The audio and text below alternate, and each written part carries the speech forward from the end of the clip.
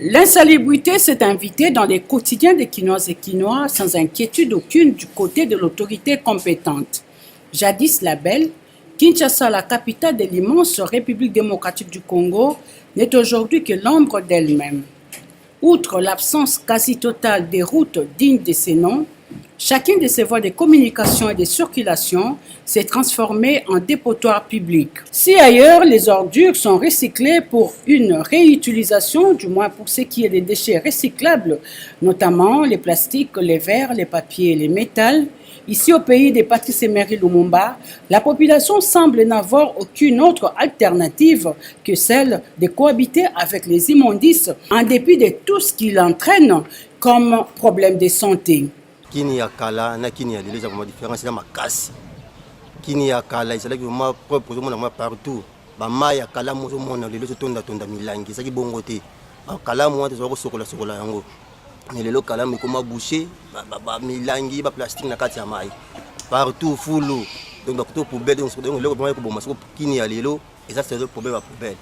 Idéologie wana c'est là qui bien tanga ya kina yango mais dans les lots vraiment en côté pour les cacotos dans centre ville solo surtout sur les unités de côté à Sayo kuna donc biso ke ndamba côté kuna mona vraiment solo vraiment au saranate donc côté centre boy solo vraiment qui n'est lelo vraiment la différence dans ma casse différence dans ma casse pour qui n'a lelo et ça robé partout les cas ba full dans cela malamu ezate après sa population full na biso pour de bombango tout na libutu punda le gouvernement a tia super poids ba full non so yala nzela minene to ko bulongola ngote vraiment tia ba moyen danger a tia ba travailler a futa ka bango balonga ba sénateur.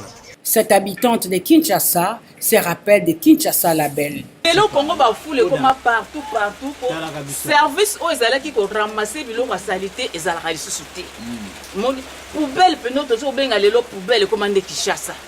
Kinshasa pour l'état Congo ezalaki tata zo uta musala ce qui fait du mois ekoki azomona mutu no so peuple no même azoteka biloko azovivre ke papa bazimbongo na posa ya Congo na biso ezonga na tango tozalaki ko benga ngo la belle papa banai ko pomper o bazali ko pomper mona ba coin bazo pomper banda ko pele msoso mona ke bazoya balobi ke leto ya na kata quartier oyo bobimisa biloko na bino ba pompage bazoya bobimisa biloko ba pomper ba chambre ba pomper ba nini uzomona ke tango nani sola ki soani ko sila ali bango bazo kota sima bamandi ko kota biloko pompage ezalaka lisusu te o batambolaka zomona ke bazo pomper ba place moko boye ozali ke salité ezalaka tomonaka yango lisusu te bakamion ezalaki okota ba salité na bafu ezali ya bafulu emonanaka lisusu te alors baterrasse ozomona baterrasse ekomi salité koma kotonda service wana ezalaka lisusu te ozali ke ekombolaka me baterrasse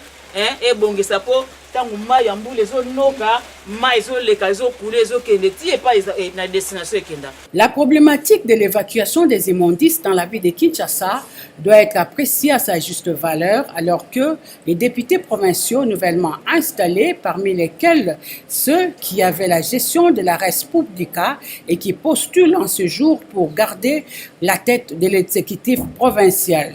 La population congolaise, qui a si sévèrement sanctionné l'ensemble des dirigeants du régime sortant, mérite-t-elle d'avoir un de ceux-là comme gouverneur de la capitale?